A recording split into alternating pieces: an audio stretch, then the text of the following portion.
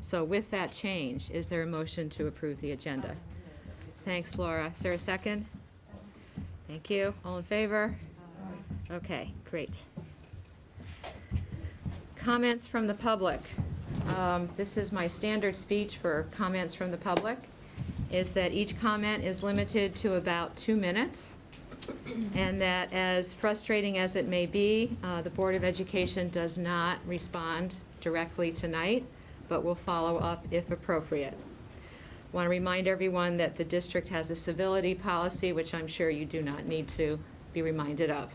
So with that, comments from the public.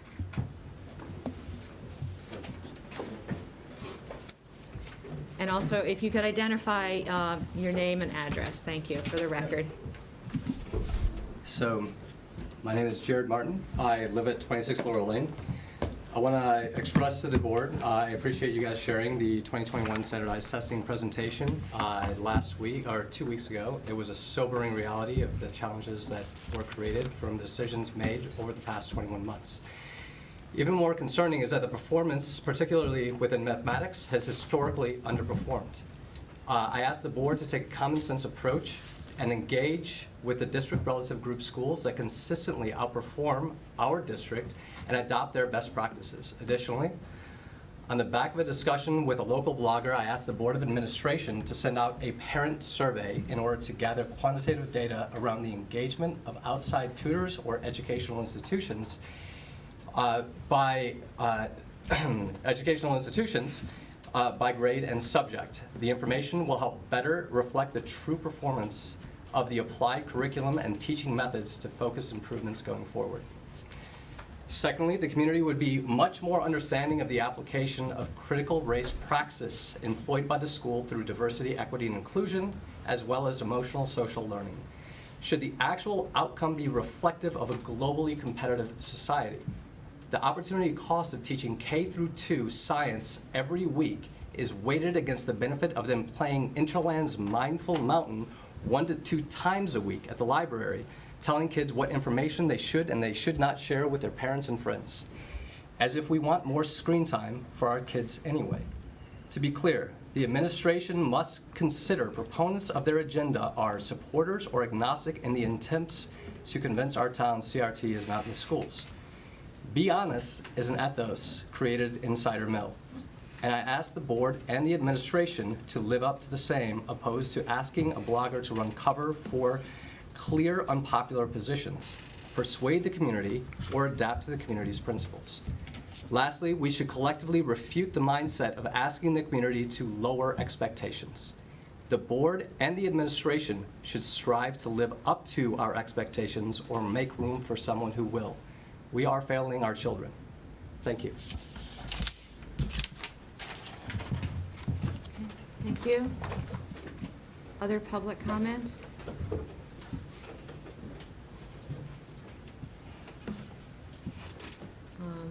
I have 2 that were Okay. written comments. Right. Sure.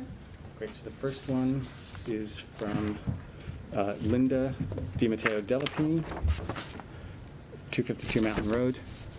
Hello. In light of what is on the agenda today in regards to vaccines and waiving Wilton's liability, I'm so sorry to interrupt. Could you please speak up a little bit? We cannot hear it back here. Sure. Thank you. Hello.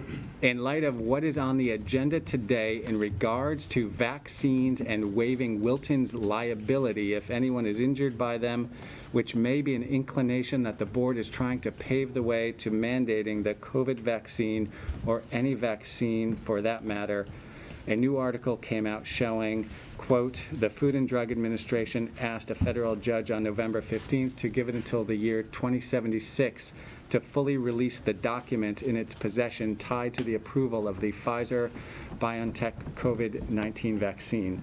The FDA's request was made in a filing as part of a Freedom of Information Act lawsuit by a medical transparency group. The government told the court it has 329,000 pages of documents responsive to the FOIA request and proposed releasing 500 pages per month to allow for redactions of exempt material. At that rate, the FDA would fully release the records in question in just under 55 years. This is extremely alarming, and common sense would deduce that they're hiding something, considering in 55 years The majority of the population will be dead either by age, disease, accidents, or natural causes. It is still experimental and only permissible under the EUA. Therefore, it is against the Nuremberg Code to mandate it for anyone.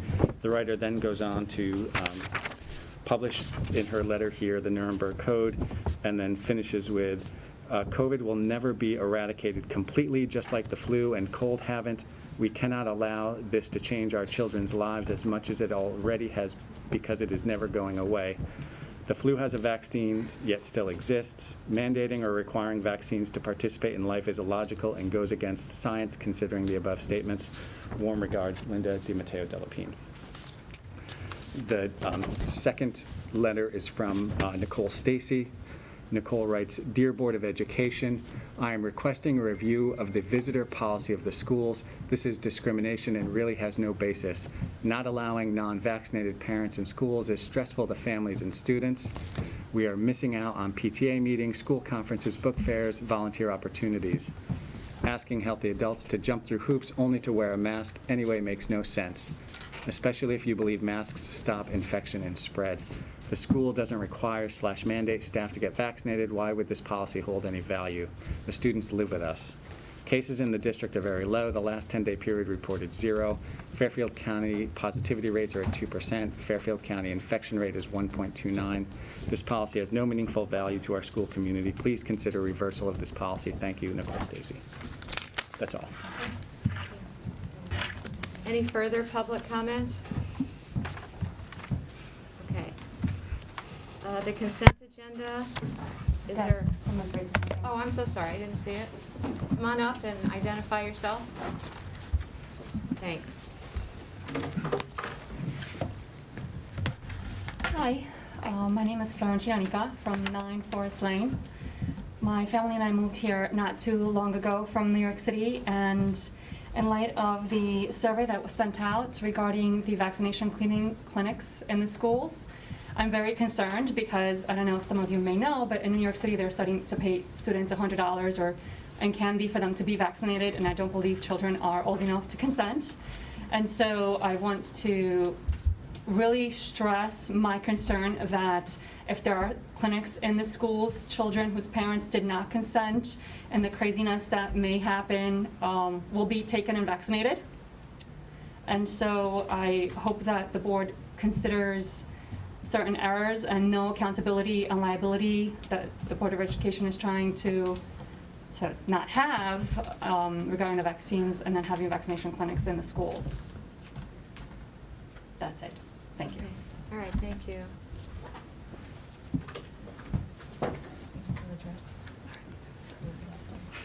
I wasn't.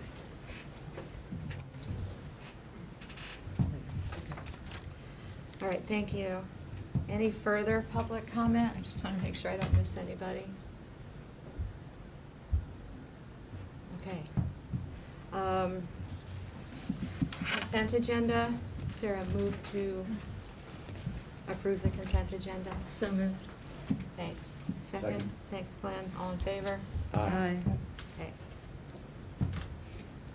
All right, the next section is reports and recognition.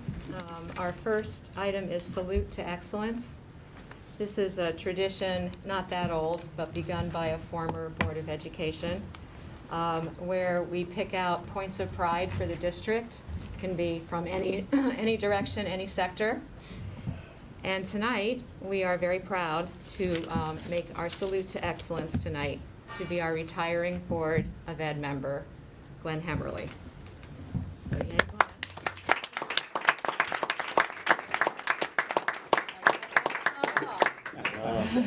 We also want to take, this is a moment to celebrate within this salute to excellence, so. Absolutely, right. So we've just prepared a very short program and a couple of presentations for you. So we know you've been a very strong supporter of all of our programs, particularly our music and athletic program. So I asked Mr. Cottleys to come and bring in a few of our singers who are going to perform a number on your behalf. So Mr. Cottleys, come on in. Students, come on in.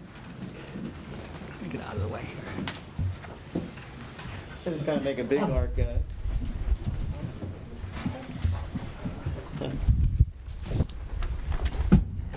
evening. Thanks so much for coming up.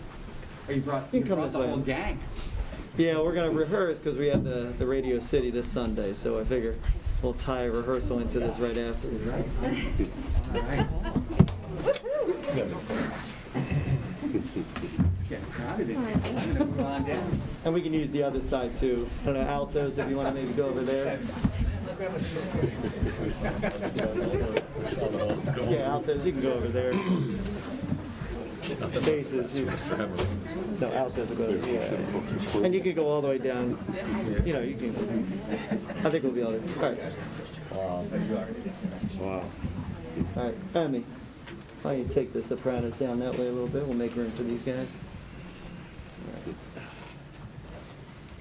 So thank you all for inviting us. You've been such a big supporter, Glenn, over the years that Dr. Smith, when he reached out and asked if we could present something, I thought it seemed like a no-brainer to us. So we have a selection or two from what we'll be opening up. We have to sing at Radio City to open up for the Rockettes. They do a Christmas spectacular, so they invited us to come open up for them. Hopefully, the audience won't leave after we sing, right? We want them to stay for the dancers, so we'll see how that goes. But in the meantime, just thank you all very much for all the support. I know you've given all of these students here in the arts and as well as athletics. So just really appreciate that. And hope you guys don't mind us doing a quick number for you. And it is quick, actually. So Jingle Bells.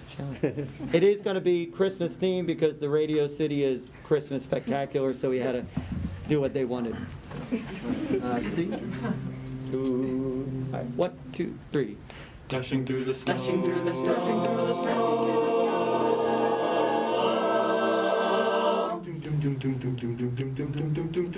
Jingle bells, jingle all the way. Oh, what fun it is to ride in a one-horse open sleigh. Hey, jingle bells, jingle all the way. Oh, hey. Dashing through the snow in a one-horse open sleigh. O'er the fields we go. Ra-ta-ta, ra-ta-ta, ra-ta-ta, ra-ta-ta. Fun it is to ride and sing a sleigh. Jingle bells, jingle all the way. Oh, what fun it is to ride in a one-horse open sleigh. Hey, jingle bells, jingle all the way. Oh, what fun it is to ride in a one-horse open sleigh. Jingle bells, jing, jingle bells, jingle, jingle. Jingle bells, jing, jingle bells, jingle, jingle. Jingle bells, jingle, jingle bells, jingle, jingle. Jingle bells, jingle bells, jingle bells, jingle bells. A day or two ago, I thought I'd take a ride, and soon Miss Penny Bride was seated by my side. The horse was lean and lank. His horn is locked. We got into a drifting bank and then we got upset. Upsot? Jingle bells, jing, jingle bells, jingle. Jingle bells, jingle. Jingle bells, jingle, jingle bells, jingle. Dashing through the snow in a one-horse open sleigh. O'er the fields we go. Jingle, jing, jingle, jingle bells.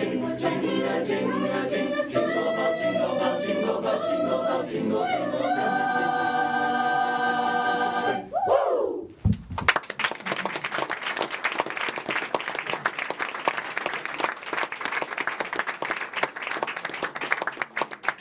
Thank you so much. That's fantastic. It is our pleasure, and thank you again for giving us a moment of your time tonight, and come out to see the Rockettes on Sundays. Yeah. All right, Abby, you can lead us out there. Thank you again.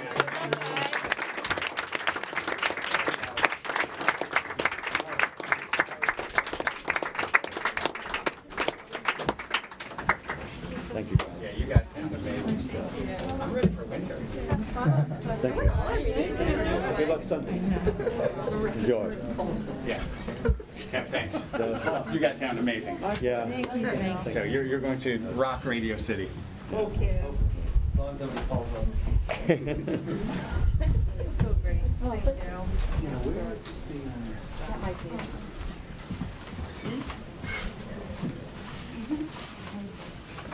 Yeah, that's great. Hey, Lucia. Never mind, I got it. We got it. All right, well, sorry for the, You unwrapped it. well, there's. You unwrapped There's a couple things. Oh, okay. All right, so, Glenn, you're also Yeah. been our #1 warrior, so we want to present you with Oh, your own fantastic. warrior jersey. You know, you've been a student. Oh.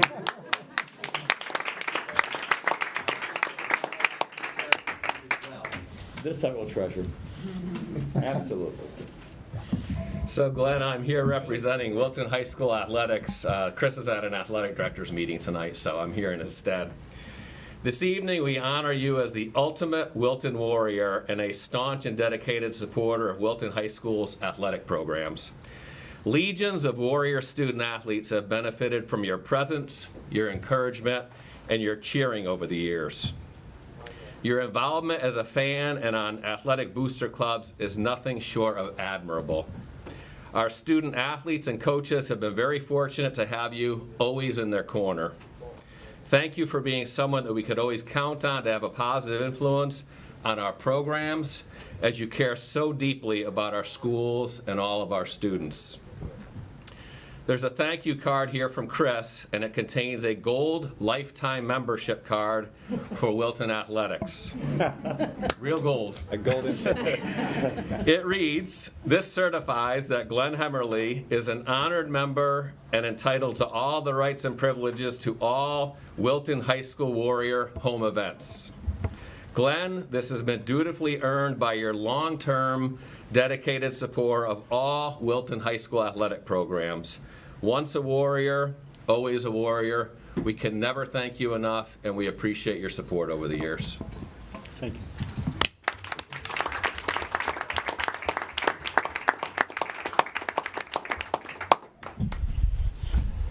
Thank you.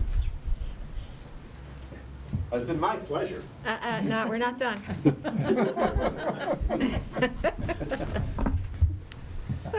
Oh, gosh. All right, so now it's my turn.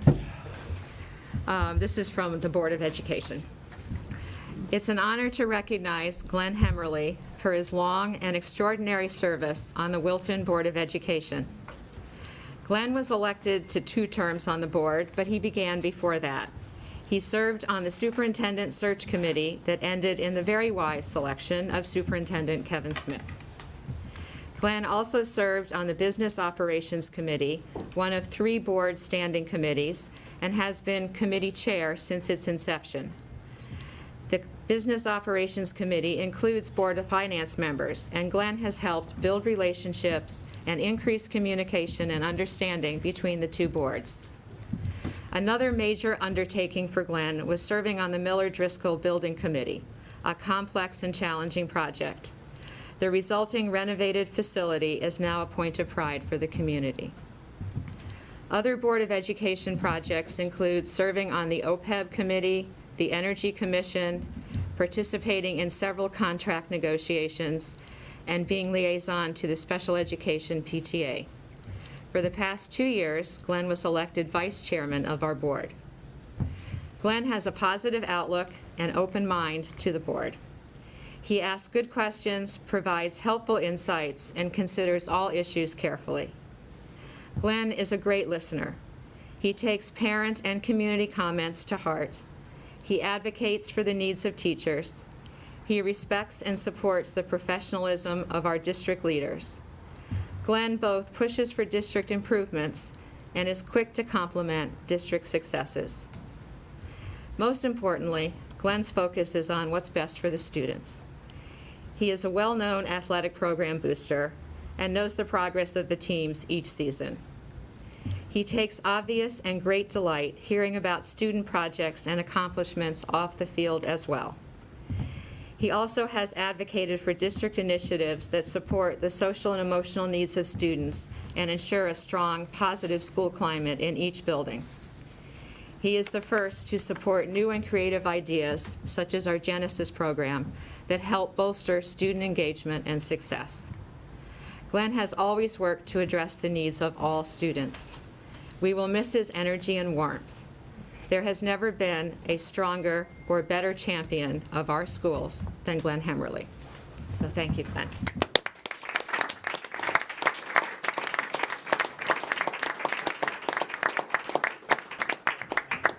More swag, huh? A plaque to honor your years of service. Sorry, I.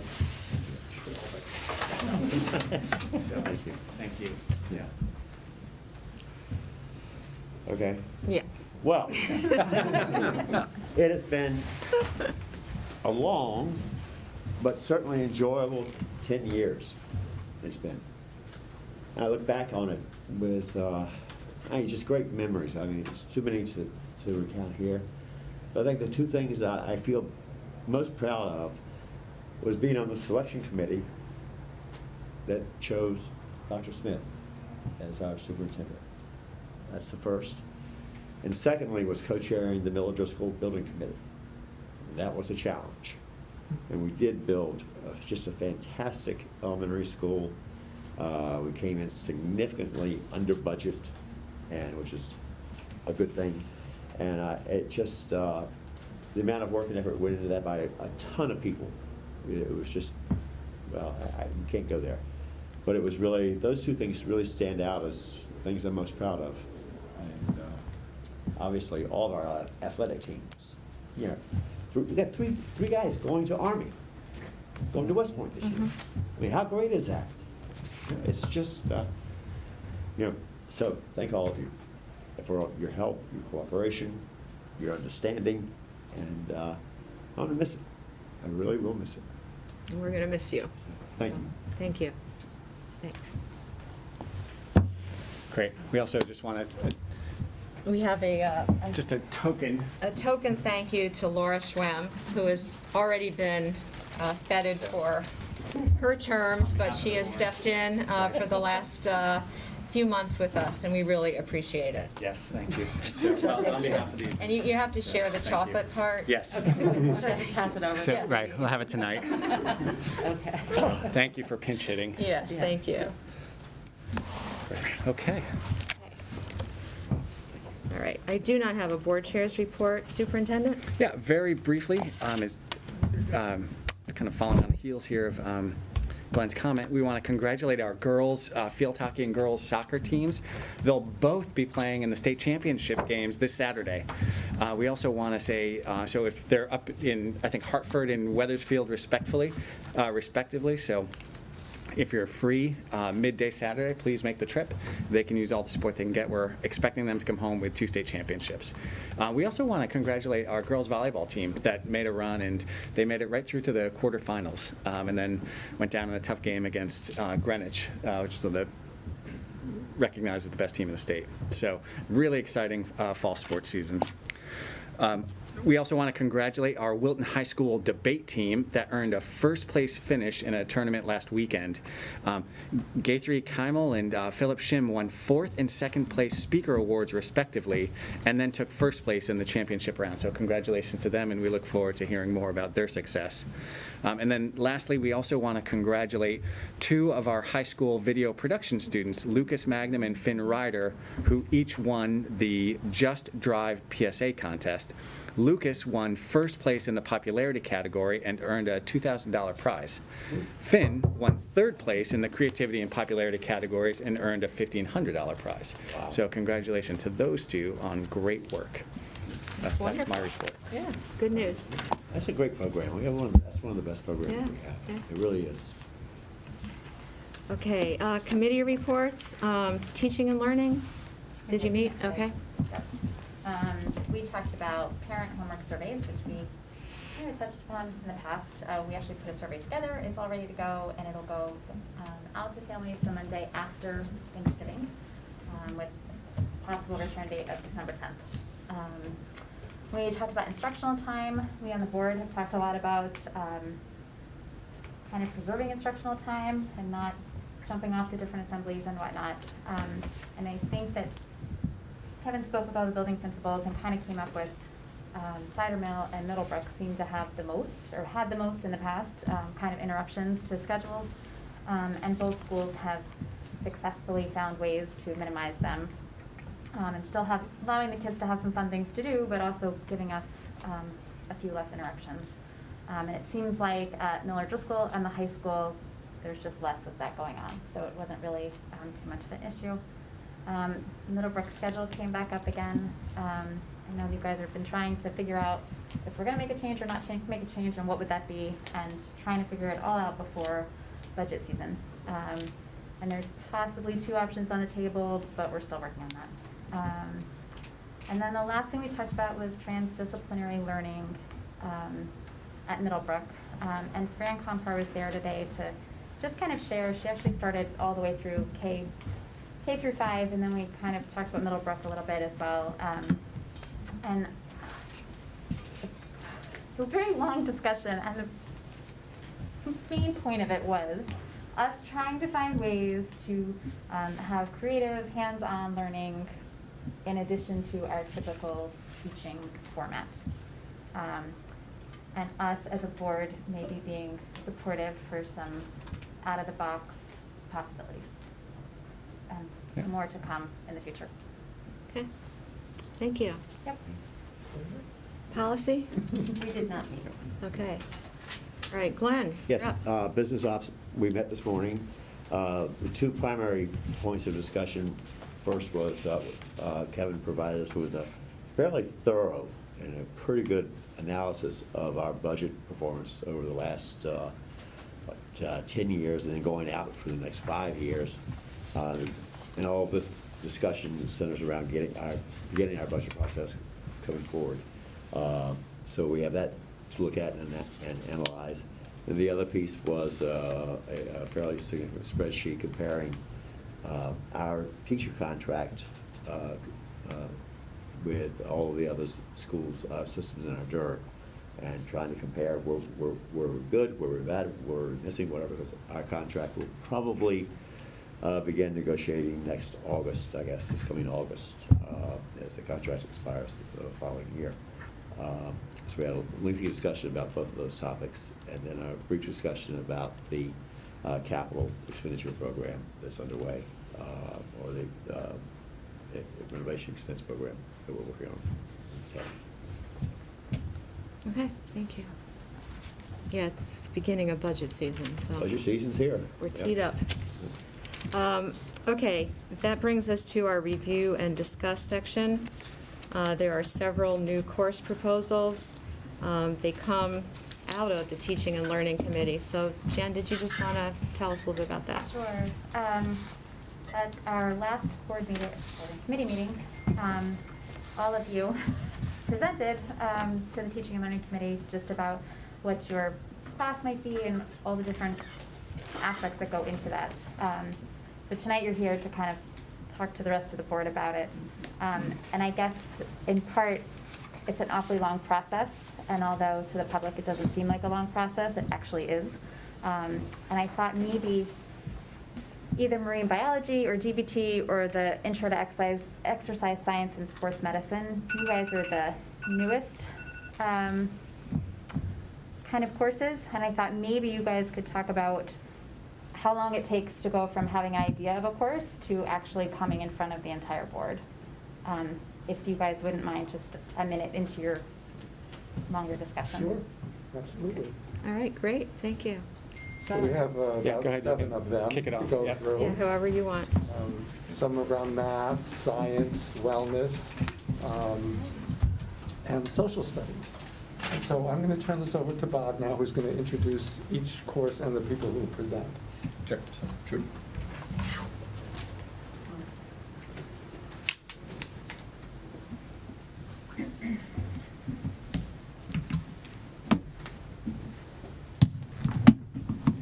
So as Chuck said, we have 7 new courses, and we are very proud of these courses and the work that went into them, the planning and the expertise of this outstanding group of educators. So we'll take about 4 minutes to present the courses, give you an opportunity for any questions in between, and then we'll bring up the next presentation.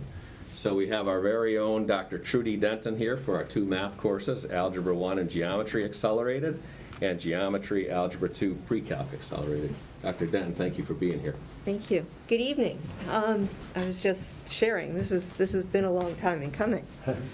But we're here to talk about two courses. I'll take them separately, and then there might be moments where some of the descriptions apply to both. The first course is Geometry and Algebra 1, and it is an accelerated course that is designed for students currently in 8th grade pre-algebra. The premise and the research and the planning that went into this is based on the decision that emanated from the Math Curriculum Review Committee in 2018. And that change that was recommended really focused on the need to shore up and provide a better foundation for students in middle school in order to be able to succeed in high school. Once that occurred, then we built in opportunities to accelerate math courses later in the high school 8th grade to 9th grade year, and that's what these two courses are. We introduced the revised course sequence beginning in the fall of 2019, and those students have worked their way up. They are now currently in 8th grade. The first course combines Algebra 1 and Geometry, and it is aligned with the Common Core. The objective really is to allow students who are ready to participate in an accelerated course who weren't ready 2 years earlier to engage in that work. These are students who would be demonstrate some mastery of Algebra 1 concepts in pre-algebra and are therefore able to move forward in an accelerated fashion. From that 9th grade Algebra 1 Geometry course, we would expect students to enroll in some form of an Algebra 2 course. Students will be recommended for placement based on a range of data that we have, and based on current estimates, we probably think in year one we're looking at one section of 20-ish students. The costs associated with are purely based on development and materials. They will involve summertime, revision work, and new materials, probably drawing on what we consider as integrated course materials. In terms of comparisons, there's a lot of experimenting going on. Weston has an Algebra 1 Geometry course, and the data shows across the country a lot of school districts are looking at alternative pathways and ways to provide different experiences by combining more traditional courses, and that's what this will provide. We expect to introduce the course in the fall of next year. We will tweak it as we go. We will review and revise the course as needed based on input from teachers and students, and we're looking forward to that. Did you want to ask questions about this one, or do you want me to present the other one and we can ask questions together? Whichever's better for you, I guess. I think it might be better to get a picture of both. Okay. The second course is a 2-year course, and it will cover Geometry, Algebra 2, and Pre-Calculus. And the students for that course are the students who are currently enrolled in Algebra 1 in 8th grade. Again, this was designed to provide additional acceleration opportunities that didn't exist 3 or 4 years ago. And we are looking at the same sort of demographic, and early estimates are we're probably looking at one section to start with this year, and we'll see how it goes. Placement will follow the same principles that we use in middle school, and we will consider a range of different types of data to recommend students for placement in the 3 and 2 Geometry, Algebra 2, Pre-Calculus course. One of the things that's worth mentioning, why does this make sense, is historically when you teach particularly Algebra 2 and Pre-Calculus, there's a lot of overlap of topics. Typically in Algebra 2, We don't go as deep into some topics, and then when we get to pre-calculus, we go in more deeply. And you can achieve some efficiencies by presenting and studying the topics together. Again, the difference in terms of development, this course will actually be developed over 2 years because it is a 2-year course. So we'll have the ability to plan and set up the first part of the course, and then the next summer finish out and have the benefit of having experienced that first year when we finish the course. Costs will be upfront in terms of writing the course and curriculum time and additional materials. We would expect students who leave this course to enroll in some form of calculus, either AP, AB calculus, AP-BC calculus, or the non-AP calculus course as juniors. There's also anticipation of an off-ramp. So if students find they really don't want to continue in the course at the current pace, they can move into a regular full-year Algebra 2 course at the end of the first year and get a full year's credit for geometry. Where are these courses taking place? Ridgefield and Brookfield High Schools in Connecticut have had combined Algebra 2 pre-calculus courses for several years. John Jay High School in Westchester has a similar course called 3 and 2, which does cover geometry, Algebra 2, and pre-calculus over the course of 2 years. For both courses, this would not involve any change to FTE. It will change the distribution of courses that students take, but it won't actually increase either the number of classes or the number of teachers required to teach those courses. Questions, comments?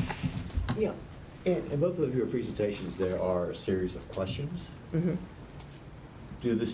How are the students chosen to get it in? Are they interviewed? And do they have to respond favorably to these questions to demonstrate knowledge? Or what's the No, structure? we're going to look at different types of data. First and foremost, we'll look at test and quiz average in their current class as indicative. We will consider the MAP scores as in terms of what are students ready to learn and where do they sit with respect to the entire group of students in their cohort. We're going to be administering, in some cases when the 3 and 2 course, because of the placement timing requirements at the high school, we will do a performance task. And then we're designing a validity test to really drill down and see how well students have mastered the current content of the course they're in. So that will be true for both courses. So they will have to do some performance to get into these courses? Yes. And yes. there's no override? There is no override, Good. correct. Okay, great. Good. It's the same process we followed in placement from 6th to 7th grade. Yeah, okay, good. You mentioned that you anticipate about one section in Yeah. each course. Do you know what percentage of the kids that would represent?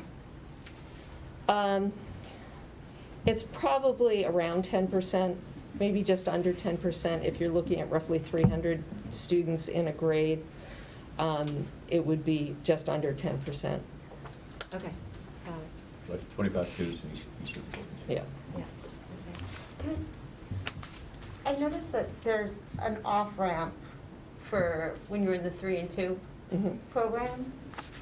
Is there almost like an on-ramp into that program from the Algebra 1 geometry for that second year if someone is kind of accelerating and then feels like they could take on calc in junior? If like the student seems like it could be a junior year calculus achievable? Well, keep in mind we have 3 different calculus courses at the high school. 2 of them are the AP courses, 1 is the non-AP calculus course. So certainly it's envisioned that a student who does Algebra 1 geometry as a freshman, right, could take calculus in high school. Algebra 1 geometry freshman year, they would do Algebra 2 sophomore year, pre-calculus junior year, and then senior year could be in a position to take, we would expect probably students would consider that. So they will get to, there is the opportunity to get to calculus or other AP courses, not just calculus. We have AP statistics, there's computer sciences, so there's a range of courses that students can choose from. It's probably not the same type of course. The 3 and 2 course is envisioned to be a much faster pace course. The question, the issue that we looked at in great detail was providing more ability for students to reach those courses if they're ready and they so desired it. Right. And then after the 3 and 2 course, if you decide to go the AP statistics route your junior year, Yes. then you could go, there's just nothing connecting to your senior year, but for your senior year, you Well- could do. Well, there are several things that students can do. Most students who will choose to do the 3 and 2 course would almost certainly do AP Calculus AB or Calculus BC as a junior. As a senior, they would have the multivariable calculus course if they wanted to stick with these. Most of the kids who do this are kids who lean more towards the engineering and sciences and would likely choose that course anyway. In my own experience, and I think it's true in Wilton High School as well, many students who take AP Calculus double up and take AP Statistics as well. Okay. Well, this is great, because I was on the part of the review, so it seems like this is a good way to go off.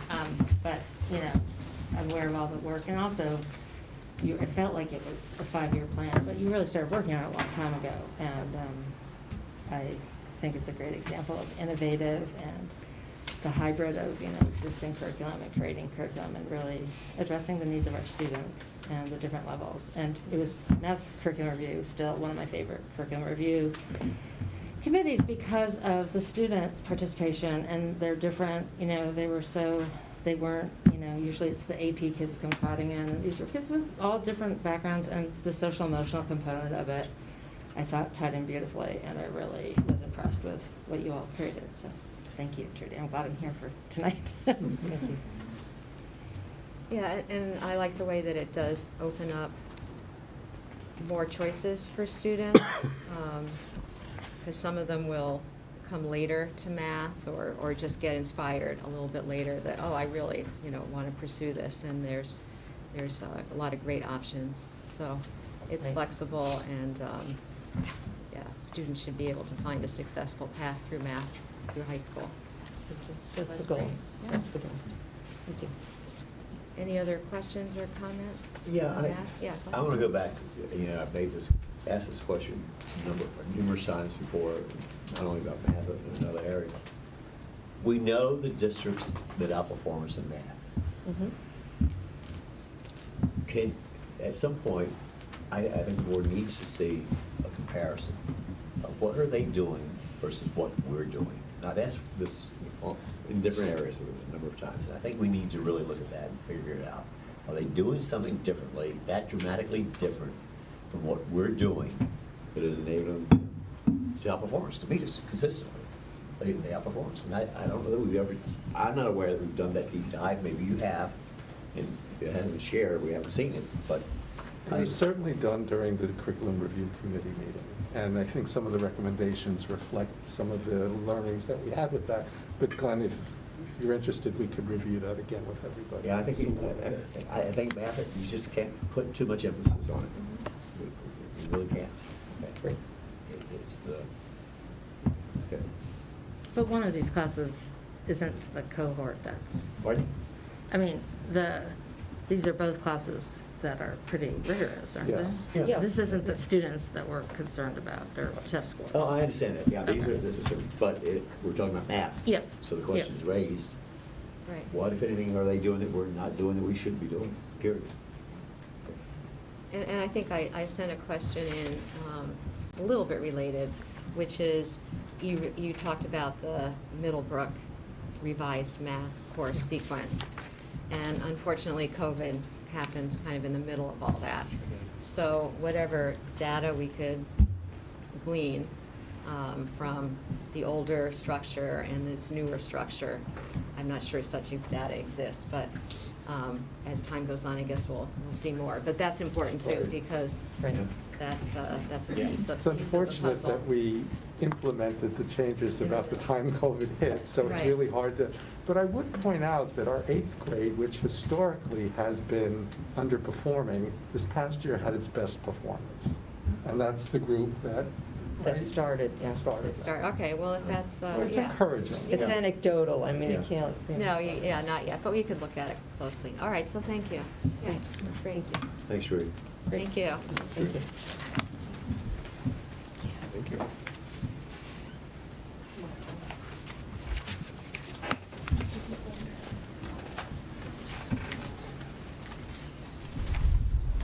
So a few short years ago, we had a vision for developing a model ASL program at the high school. And we were fortunate to hire Amy Broderick, our outstanding teacher, who is just revered by students and parents. And it's wonderful to go in and see the way she teaches, and she might demonstrate a little bit tonight. Amy is accompanied by Christy Higgins, who's one of our instructional leaders for world languages, commonly recognized as the best German teacher in the state, bar none. So this is a powerhouse team right here. Amy, thanks for being here, and Christy, so what would you like to tell the board about about level 3? Good evening, everyone. I'm not going to sign the whole thing, I promise. So, thanks to you all. We really do have a very thriving ASL program here, even given all the restrictions we've had in the past year. We currently have 2 very large ASL 1 classes and 2 level 2 ASL classes. And all of those students range from students who have never taken a language before or have never had the experience of taking a world language and are thriving, and students that are taking multiple languages. We have several students this year in ASL 1 and 2 that are just taking ASL because they enjoy it and they really like languages. And then we have students that want ASL to be their language throughout high school and use it in the future as well. So we have a great variety of students that are taking advantage of the program. When we asked the level 2 students at the beginning of the year how many of them were interested in taking level 3, 35 of the 36 said they wanted to continue with the program. So, and I think the one might have been a mistake. So that's where we currently stand. They are all very motivated to continue the program, and there are several students in the ASL 2 classes that are currently pushing forward to create an ASL Honor Society as well. So if that happens, which we will do. I think it's going to, we will have the first, it's a national program, but we will have the first ASL Honor Society in the state of Connecticut. So that's kind of cool for us. And the students are very excited about that, as am I. So, yes, that's it for the content part. We would really like to just advance in level 3, doing a lot, more conversation and more in-depth language, doing some more readings, a lot more literature, getting into poetry and storytelling and some travel and topics like that. So, And in terms of budget? The world language budget was just completed this past Wednesday, and we did account for the materials for ASL 3 in our budget. Our budget, we factored that it would be $2,100 for the materials for level 3. Amy, also, we recently put in for curriculum writing days, and we requested 5 days, so it would be about $1,250 for that. And looking at the section numbers with the enrollments, we project that it could be 1.2 FTE for American Sign Language next year.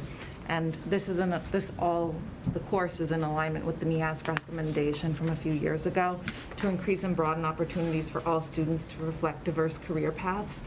And an interesting fact is that American Sign Language began in West Hartford at the School for the Deaf in the early 1800s. So, we're one of the trailblazers in this area, so this is really exciting. What do you think draws students to this? I think several reasons. One is future career opportunities. I have several students that want to go into education and want to use sign language in the classroom. students that are interested in speech pathology, that they can also use sign language and audiology. And I think also that it's very different. It is something that is unlike any other language that is currently offered anywhere. And they just see it as a different mode of learning, and it's something that's, you know, different from what they do all day long as well. Many of them say it's just such a different feeling and a different way of learning. So I think it works for a great number of students because it is so different from some of the other languages. I think it's fantastic. I really do. The more we can get out and stay in front of this, I think it's just phenomenal. I mean, you know, you look at all the politicians when they're giving speeches and all, there's always somebody there in the background signing. You know, some of them are pretty flamboyant in it, but I think it's great. I mean, it's intriguing that our students have an interest in this, and I think it speaks well of them. Yeah, and it is everywhere. I get emails almost every single week from students saying, I saw a Target commercial has ASL in it, the Google commercial has ASL in it. I saw an interpreter, you know, when the president was speaking or the governor was speaking, and they did this, and they asked questions. They take it upon themselves to get excited about in movies. There's so much ASL in movies right now as well. And they always send me emails. They're like, this is what I saw. The field hockey team was just up, and they passed by American School for the Deaf in West Hartford, and they sent me pictures of it and sent me an email. So they're very excited about it. What's it, Gallaudet in Washington? It's Washington, D.C. Yeah. Yep. That's probably the most well-known, I think, or one of the most well-known. Yes, it's the only deaf university in the world. Yeah. We're studying that in think it's ASL 1. I think it's great. I think it's great that our students have an interest. It speaks well of our families in Wilton, our students in Wilton. Yes, it does. And our teacher. Yeah, I think it's great. And I loved reading the student comments Yeah. in the course proposal. As did I. Well, it's really fun because my last fall was when ASL 1 was introduced, and it was still it was a real risk, right? We didn't know who was going to, whatever. And it's so exciting when Jen said, oh, we heard about ASL 3. I'm like, gosh, I guess things kept moving. Every time I left, but again, just so exciting. I think graduates will hire jobs that they didn't get to do this. We are not. So Greenwich High School has a program. Norwalk has some sort of a program that is there as well. There are a couple private schools in the area offer it. In Fairfield County, up near Hartford, there are several other programs, and in Hamden, across in that area. And then someone from Fairfield Public Schools also reached out to me this year because they're proposing a program to start as well. So more and more schools are recognizing it and offering it as a world language. I think it's great. Absolutely. Just one suggestion, and it's really not your course specific, it's more to everybody. When it comes to evaluation, where is it? Yeah, I just think something as basic to include as course enrollments and course grades, you know, like percent passing or something. That would just be a blanket. It's so obvious that you probably just didn't write it, but it might be just a standard that we could stick in a lot of different courses. Absolutely. Right. Good suggestion. Any other questions or comments? Oh, that's great. Perfect, thank you. Thank you. Like to Thanks, see Amy. those up.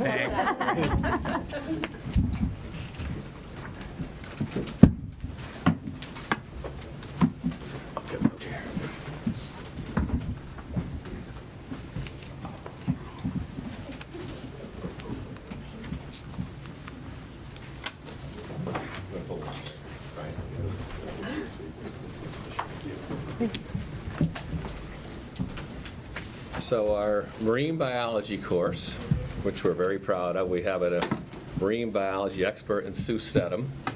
We have an outstanding science teacher in Catherine Doomler, who is, by the way, a Wilton High School valedictorian. And of course, you all know Jim Lucy, who leads the science department with such expertise. And we're proud to introduce this course this evening. So, great. It's nice to see you all in person. I watched you all year, last year on Zoom, so this is much better. The proposed marine biology course will be a semester-long elective for juniors and seniors offered at the high school. Why marine biology now?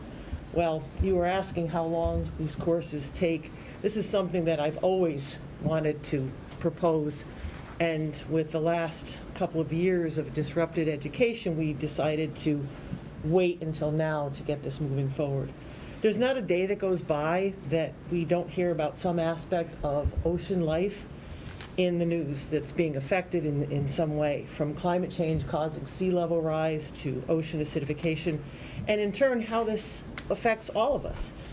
Long Island Sound is in our backyard, but if we ask our students anything about the sound, they really have very little idea of its ecological value. And how can we preserve something that we don't know anything about? So the course will fulfill a current gap in our science offerings by focusing on the physical and biological aspects of the ocean, which covers 75% of our planet. It will be hands-on, lab-based, and semester-long, and that'll be a welcome addition to our already popular STEM courses. The course is interdisciplinary, even though it's called marine biology, because we will be covering aspects of chemistry, geology, biology, and even some physics. We'll explore tiny phytoplankton that provide probably half of the oxygen on our planet to the largest animals that live in our oceans. We'll take advantage of the many existing resources on our school's campus that are already here by incorporating the Norwalk River and our trout tank into our curriculum, which really hasn't found a home anywhere else, as well as the Maritime Center in Norwalk and some other local resources. So this is a great opportunity for project-based learning and student-centered support.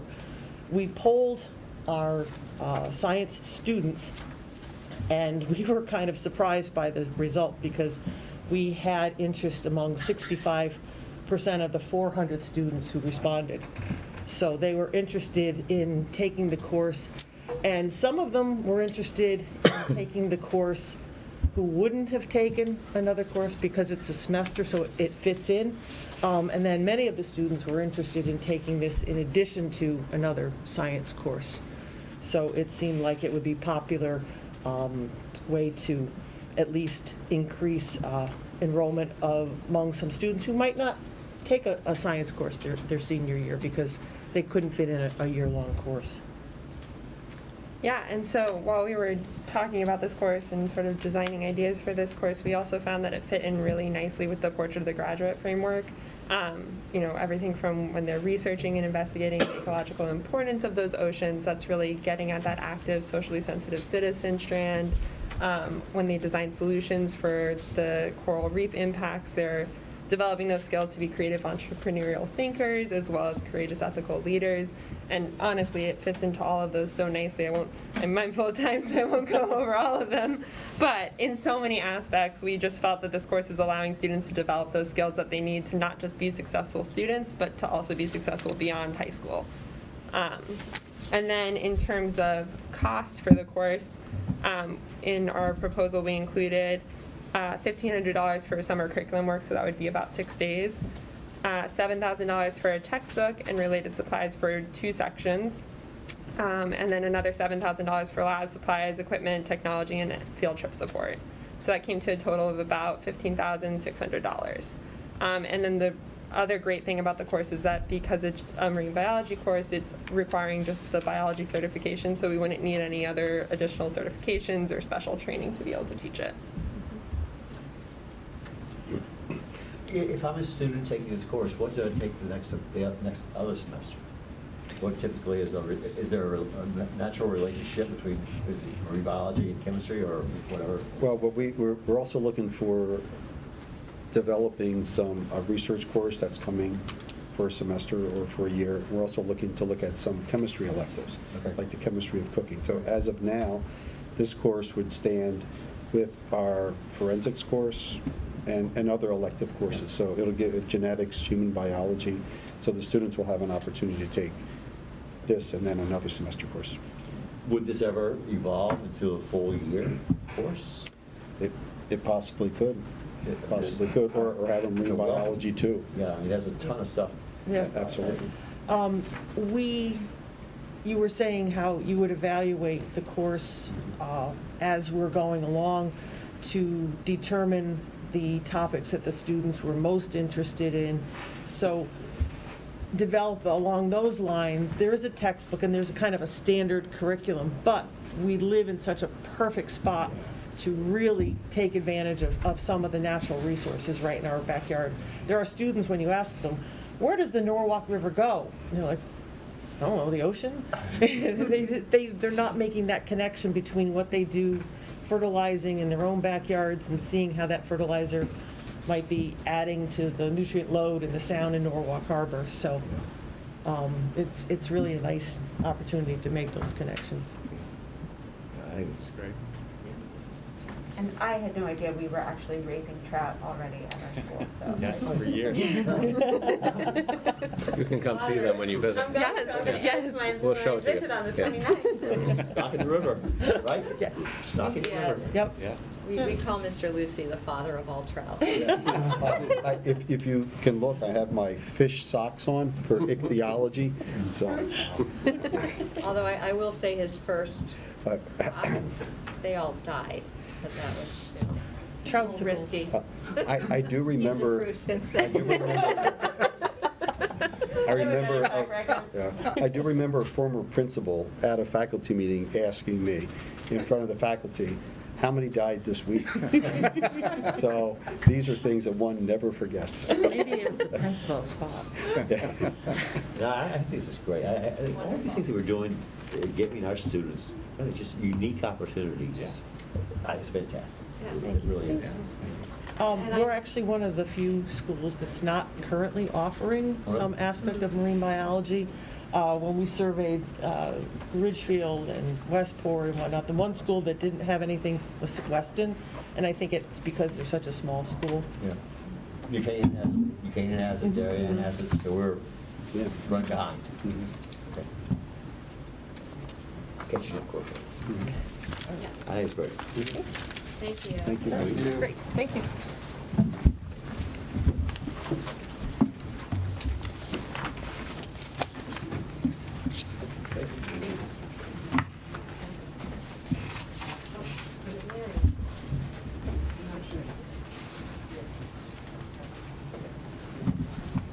Good evening. Good evening. Hi. So we have Dr. Kelly Holtz, our IL for Health and Physical Education, and Eric Bailey, one of our teachers at times and one of our athletic trainers, to present the exercise science class here. And this is the first elective course we're going to introduce in the department. So Kelly, thank you for your leadership. Thank you. Well, so many thanks to everybody in the Teaching and Learning Committee, of course, to allow us to present before. We are happy to present our first elective for our department. It's been 4 or 5 years or more in the making. Some of our main hesitations with pushing something forward sooner is because all of our courses are required or state mandate, and we're always afraid of asking for more teachers to teach more courses. But we felt like it was time to start adding some more. So a lot of it was based on student interest. Some of our students, their favorite unit is CPR, safety, when they can do hands-on lab type of training, and they really seem to like the idea that they know how to help somebody in emergency or what to do, and sort of those like protocol, policy, check, call, care, look, listen, feel. But they really like to use their hands and do something, again, like somebody else said, a different sort of feeling in a class of learning. So this class would prepare students for taking courses in any exercise science program post-high school. The plan is to bring professionals in, have them learn anything from athletic training, simple, maybe not simple, taping procedures, to getting more into anatomy, physiology, a lot of science connections, chemistry, math, health and human sciences, sports psychology, nutrition. There's a lot of interest in how to be fit and how to prevent injury, and then how to not be stubborn when you're nursing an injury afterwards for many of our athletes. So there is a lot of student interest, and Eric had surveyed some students a couple years ago, and they were recently graduated and asked if this course was offered when they were here, if they would take it, and it was a 65% sort of yes, of course.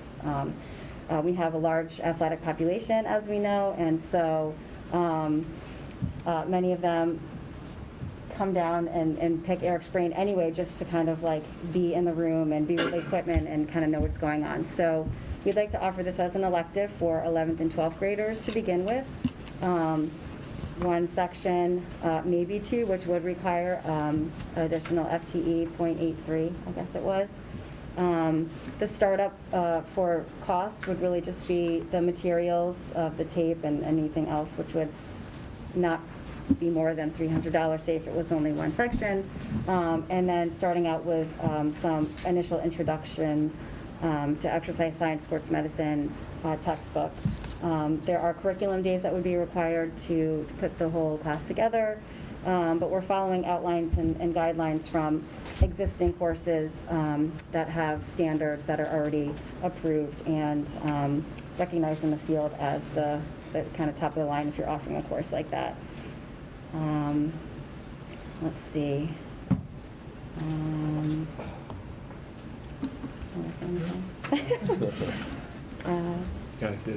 Yeah, okay. Let's see what else. This fits right in line with the National Health Education Standards, Healthy and Balanced Living Curriculum Framework. But again, I think the biggest push is to get a class where it can be hands-on, they can work alongside professionals, and really get an idea for a future career, whether it be teaching exercise science, anything in the sports, athletic training field, physician's assistant, nutritionists. And these are some of the things that come up in regular health classes, but they could actually live it a little bit more and get a taste for what that feels like. But we have a lot of kids that want to be helpers. They want to know things so they can, like, jump into action. So, and this would be an introductory course.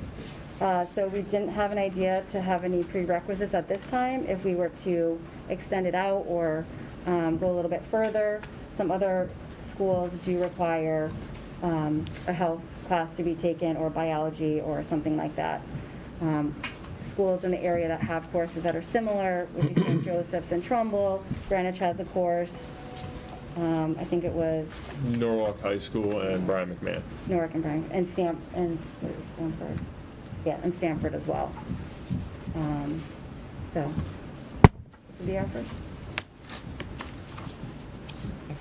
Questions, comments? That's great. You said it does not satisfy the health requirement? It would not. No. Is there a reason for that, or it just isn't the same? Or I know it's not the same, but it wouldn't qualify.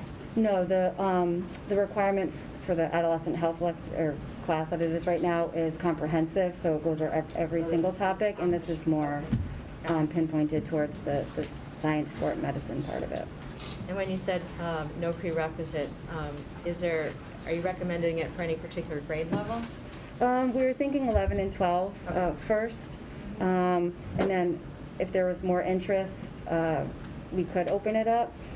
We were thinking that we were talking to some of the school counselors and some classes for STEM requirements. If at some point that could help be a class that could satisfy one of those requirements as we move forward. But 11 and 12 first. Okay. I think it's great to have an elective in your department. I mean, I Yes. just think expanding the choices among the electives is great. Not every, I think there are a lot of kids who will take it. Thank you. Yeah. Yeah, I think there'd be a lot of interest. And I like the fact that it's future career oriented, Mhm. so it gives kids a chance to look at different applications of what they're studying even. Right. Yeah, we don't have anything that's health sciences or what you can do if you pursue health sciences at all. So it's kind of a natural direction. That, and hopefully being able to bring in different professionals from the fields, allowing the students to interact with them and kind of get to know them a little bit and find out more about what they truly do. Kelly, is there a certification requirement to teach the course, or do we have some latitude with? So these are courses that any certified health and or physical education teacher would take. They take intro to exercise science, intro to athletic training, intro. So a certified health and PE teacher would be, yeah. Even better if they're athletic trainer too. That's great. Okay. Yeah, great course. Thank Yeah, you. thank you. Thank you, everybody. Thank you.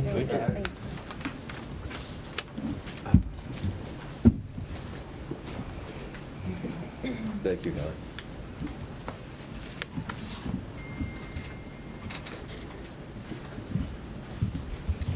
Kim Zemo, our Safe School Climate Coordinator, to introduce the Dialectical Behavior Therapy course, DBT. So if I look like I'm shaking, I'm not nervous, it's just freezing. Yes, it is. I'm really excited to be here to present this course. This is about 5 years in the making. We trained our mental health staff at the secondary level, actually across the district about 5 years ago, but this is really geared towards secondary, at least this curriculum.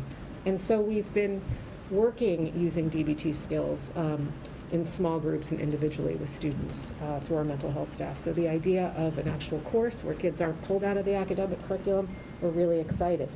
We know that adolescence is a time of emotional difficulty for many youth and the onset of many mental health disorders. And we also know that not all students have the skill development to manage these difficulties, which we know impedes both academic and their social development. So the what about this course is that it's really designed to support the social and emotional needs of students. And how? By providing students with the skills necessary to engage in active problem solving, to make better decisions, to cope and manage with distress, and to identify, understand, and manage their emotions before they engage in problematic behaviors. And so this is really designed as a preventative way of skilling up our students early on so they can better manage their academic environment as well as their social and emotional environment. And we know that these skills are the prerequisites. It's hard to talk with this mask tonight, that are needed to be available for learning. And if our students aren't available to learn, they can't consistently access the curriculum. So the course provides students with the skills needed to manage, again, both their academic and their social and emotional health. And frankly, these skills really prepares them for the world of work and life. And so the DBT Steps A curriculum is a prescribed approach that's delivered in schools. So the word DBT stands for Dialectical Behavioral Therapy, but this isn't therapy, this is skill development, and this specific curriculum is developed to be delivered in schools.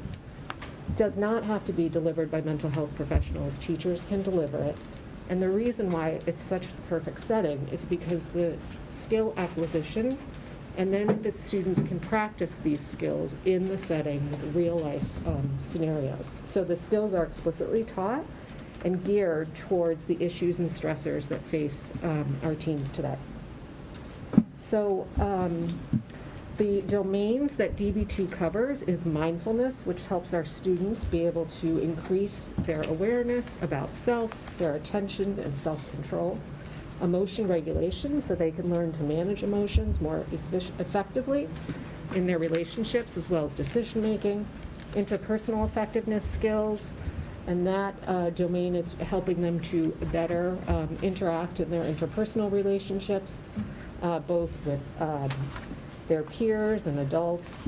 And then distress tolerance, which helping our students understand how to sit with their uncomfortable feelings and decrease their impulsive responses, all helping them to make better decisions and be more available ultimately for learning. The financial impact, in the first year, it'll require more of a financial commitment to train and onboard our staff to be able to teach the DBT Steps A, and then there'll be some summer work, which will be minimal as well, to allow staff the time to kind of pace the scope and sequence. And then there's some minimal cost for materials, which so the students have binders that they use, all the skills.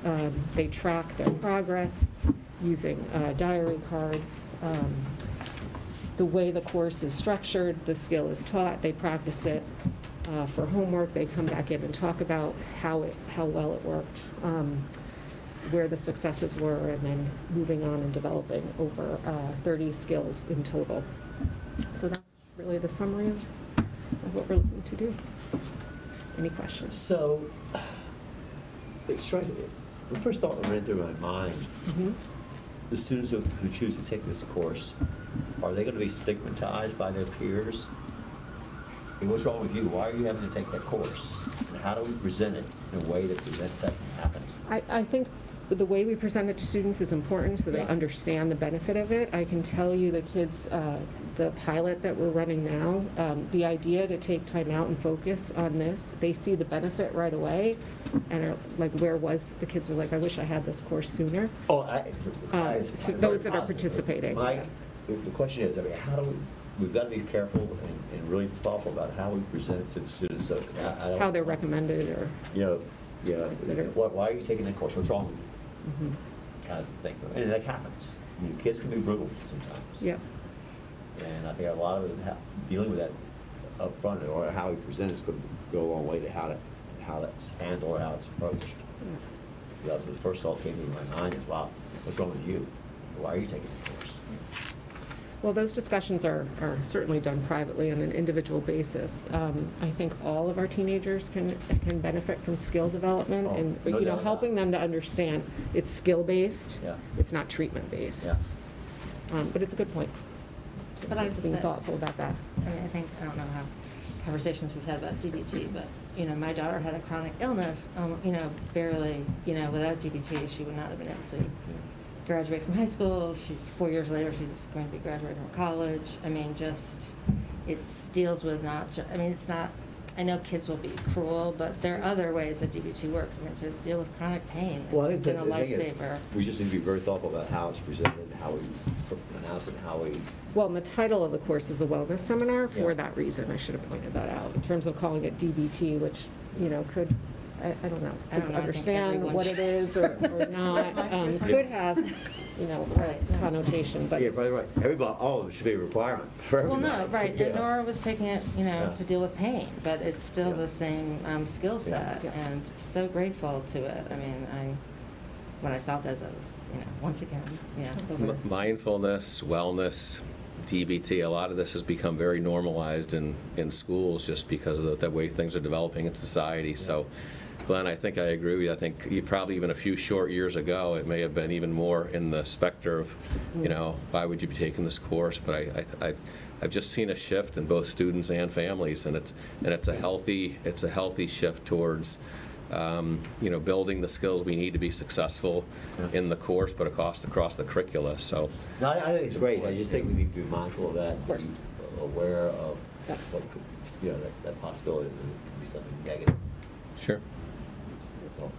Thank you. But that will take a step towards I mean, I think the more, I understand completely what you're saying, but I think the skills are just so great, and I think their Probably peers will needed see by the every one of our difference. students. You say the course will be offered as a mini and will not impact scheduling. What the heck does that mean? So it will be a course, and Bob, you might need to help me with the schedule, or Brian. But as a mini, they don't have to choose that and lose another elective or another full course. So We have quite a few minis we're backing up against science now, so we're making it work, and this would be another one. Okay, so they don't have, this would not count as one of their course load. I mean, how do I say it? It'll be a course, but it won't be in the way of any other selections they might make. Won't take up an otherwise a whole period Thank you. to displace Said them. it. Yeah, All right, yeah. got it. Yeah. Any other questions or comments? Okay. Well, I must say, I was struck a little bit by the curriculum, turning this into sort of curriculum. And so I'm glad you raised the distinction between a therapy and really teaching a set of skills explicitly that are basically not life skills, but sort of like wellness skills. Yeah, so it's kind of like health, only in a slightly different arena. it's the skills. Yeah. They actually, and Kelly was trained DBT, and we talked about this. So you teach the skills to then address the unit that you're talking about in health, and so they kind of merge together as a kind of tier 1 approach to it. So, it fits nicely together. Okay. Not just talking about substance use, here are skills you can use to combat that. Right. Or right. other types of help. Yeah, it's not like teaching substance abuse, Right. but It's the skills to the manage. skills to manage it Yeah. or address it, or realizing the risks and the benefits and the personal decision-making and all of that. Perfect, okay. Any other questions or comments? All right, thank you. Thank you. Thank you, Council.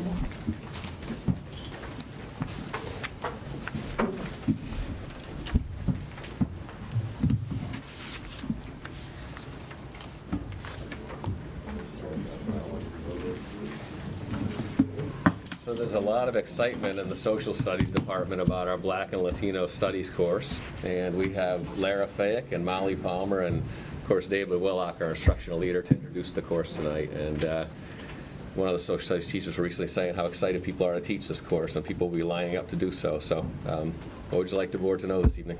Well, I'll just open up by thanking you for your time and letting you know that the state of Connecticut in 2019 passed a law requiring all high schools in Connecticut to offer a course in Black and Latino studies. And pretty much as soon as that law was passed, Lara and Molly reached out. They're very excited to engage in the work, and they've been doing so pretty much since then. So I'm going to turn it over to them to kind of give you the details, and if you have any questions about the budget, which is basically for curriculum days and a little bit for materials, I can take them on the other side. Okay, so I'm just going to talk briefly about the structure of the class. It's going to be a full-year elective, and the way the curriculum came to us from the state, which is pretty robust, what they've already provided us with, it divides the year into 2 semesters, the first semester being Black and African American history, the second being Latino and Puerto Rican history. And each of those are 6 units and the other is 5 units. So that's just kind of the overall structure. Yeah, so the course was actually piloted this year. Some districts chose to do that. So we've already been hearing some feedback. It is, like Molly said, a robust curriculum. There's a lot in there. So that will be fun for us to kind of dig through this summer and unpack. So the class needs to be offered, but it will only run if there's enough students to actually fill the section. And Molly and I both, have, like Dave said, participated in, the state presentations. We chose to also participate in the community of practice over the summer, just speaking with other teachers, all over the state. And, we're looking forward to other kind of developments and opportunities to really work with the curriculum. Can you just clarify for me the curriculum? Typically, we write sort of locally. We write our curriculum, and then sometimes, there are state resources. So tell us a little bit more about why you chose this particular, to use the state resources. I don't know if it was I didn't know it was a choice. I thought it was mandated to do this, and we would use the curriculum days to kind of to hone in and adjust at the local level. So I think that was the message The message I got from the seminar that we sat in, the Zoom call we sat in with Steve Armstrong, who's the state social studies coordinator, is that the units, I think, are mandated. There's flexibility within those units as to how we deliver our instruction. Okay, all right, so I understood it, that was my misunderstanding. I understood that it was mandated to offer a course, but I did not realize that you were also expected to use the Can we clarify that? the I state. believe that's accurate. They are expecting us to follow the state curriculum. Yeah. But they're, like anything else, they've provided us with units. I think we have a great deal of latitude in how we choose to implement them, what particular materials we need to use. Yeah. Okay. So when you looked at the state materials, you're all 3 certified social studies people. Were you inspired by it? Do you feel like, okay, this is good to go, or are there any areas lacking or anything obviously that you would want to do differently? I mean, I think the way the units are structured and the topics that are highlighted are good. Okay. I think they provide some materials that will be useful, but I also think, like with anything, it will be good for us when we're writing the curriculum for our, district to, explore some other things that we can supplement. So I think that's what we were anticipating doing. Where could we see the safety? I can share it with you if you'd Would like. you? Sure, appreciate it. Yeah, that would be great. I think it's linked in that document too, there's links in the documents that they sent. Okay. And then one of my last questions, could you just explain what the relationship is between U.S. history and this course? Do you mean in terms of the content, or, like, U.S. history would be a prerequisite for them to take this? Okay. We assume that this is mostly going to be seniors that would take this as an elective. Okay, so U.S. history is a prerequisite. U.S. history is a junior class. Yeah. So that's The focus of the units is, there's a little bit about kind of prehistory before people came to the Americas, but most of the units are focused on what's happening in the United States. Yeah. No, and this is just philosophical because I am so old. I just remember when we were talking about history and like, well, what role did women play? Well, there's women's studies over here for you. And it, sort of leaves the integration part of the whole story thing. So I'm just wanting to make sure that U.S. history in and of itself, what does that address? And then is this in more in depth? Is that the answer to the question? It's more in depth? Yeah, it's more in depth and it centers these particular groups of people, right? So, if you look, for example, at like the first semester that covers the African American history portion, you also get a back history of like ancient African civilizations before, we even have people coming to the United States or, the colonies that would eventually become the United States. So and it also has like more of a global perspective as a result of that. Does that make sense? Okay. So our U.S. history course covers populations that aren't white men, right? Yeah, it absolutely does. This is just going to go into way more detail because we have an entire year to focus on it. Okay. And I would just add, nothing is expected to change about the U.S. history requirement and the curriculum that we deliver in U.S. history as well.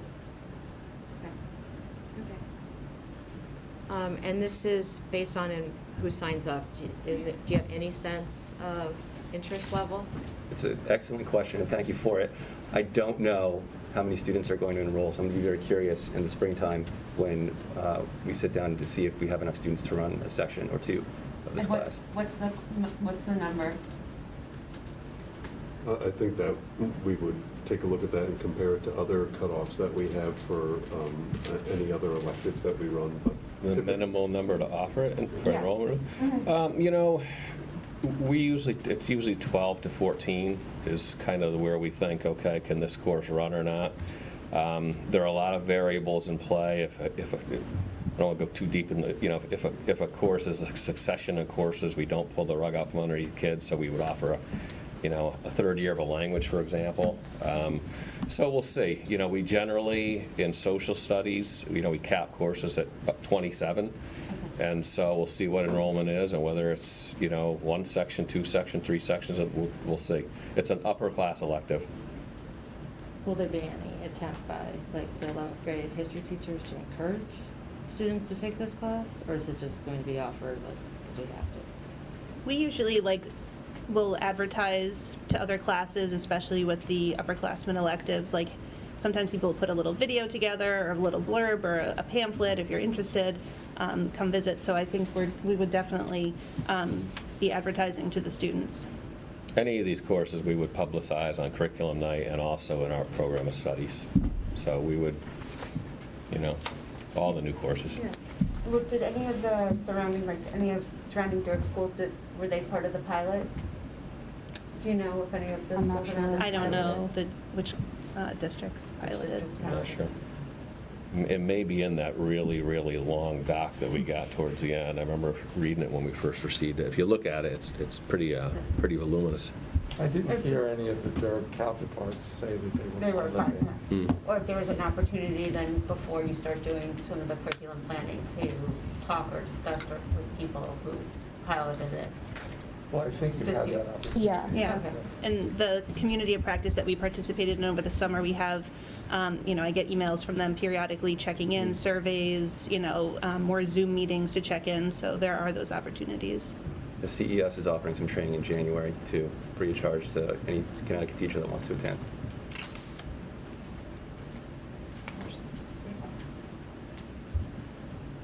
Any other questions or comments? No. Okay, thank you. Thank you. Thank you for your support of all of our programs. We really appreciate it. Thank you. I think it's Thank great. you.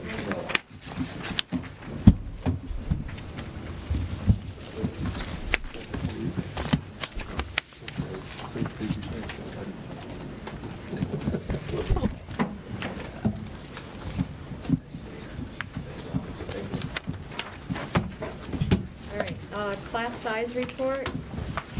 We all received this.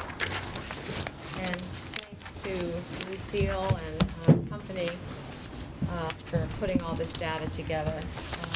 Did you want to say something Just about it? briefly, so we sent this to you several weeks ago. It contains staffing and student information broken down by school. Through the report, you can see individual class sizes, patterns across grade levels, staffing, including paraprofessionals and all of the other staffing that serve our schools. This is a linchpin report for us every year because as we're building budgets, we're looking at classes, we're looking at enrollment, we're looking at distributions, and we're monitoring just the functioning of the building and the classes through it. So happy to take questions. There's a lot of information here, so I'm not going to spend any time going through it. You have it, but know that this lives on my desk. Yeah, no, it's great information especially with the history of average class sizes. And then you can see the range of class sizes, how many are on the small side. This is a different format. Yeah, It is. easier to read. Yes. Yeah, we had a good recommendation from a former staff member Yeah. who encouraged us to go look at some of the older models. Yeah. It's a much better format than what we historically had. All right, so this will be sort of a reference text. Yeah. Okay. And or if it brings up questions, you can always shoot them over. Okay, possible action items. First one is attendance of non-resident students. This is our second reading. Any policy committee or Dr. Smith, did you want to add anything more? Nothing to add, as I explained the first time around. I'm just looking for a little flexibility as we encounter families moving in, and we need to apply some flexibility. I'd like to have that opportunity to do so. Okay. Any other questions, comments? Is there a motion to approve? So moved. Thank you, Glenn. Is there a second? Second. Thanks, Laura. All in favor? Aye. Okay.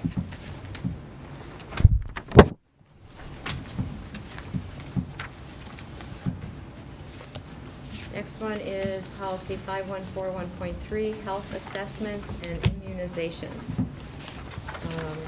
Okay. Do you want to take us through that? And again, this is our second read.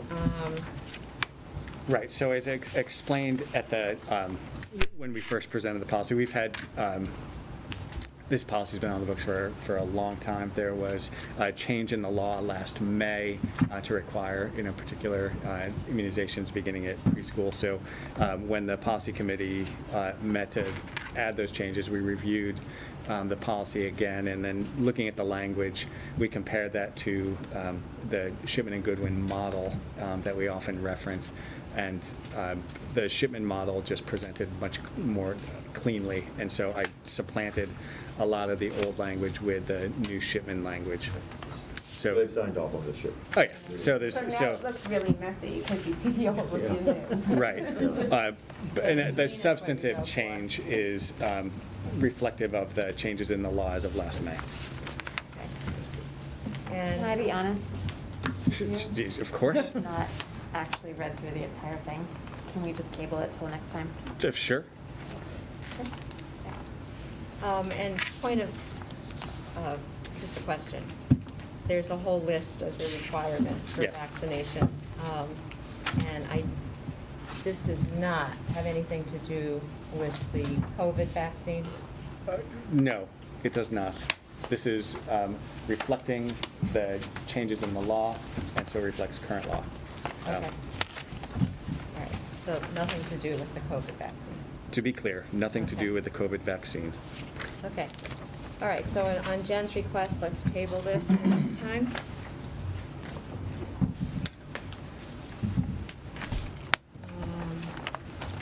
Okay, then we have future business and information items. Our next meetings are laid out there.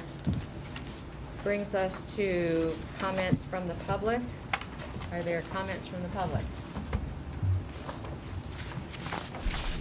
Okay. Do we receive any more? No. Okay. Oh, the only other thing, for future business, we do have the other, wasn't there a December 9th meeting? Yes, thank you. That needs to be included? Yep. Yeah. The long-range planning? Portrait of the graduate long-range planning, right. Yeah, all right, so we have that. Yeah, we can add it to this, but Yep. we've gotten notices of that. Okay, great.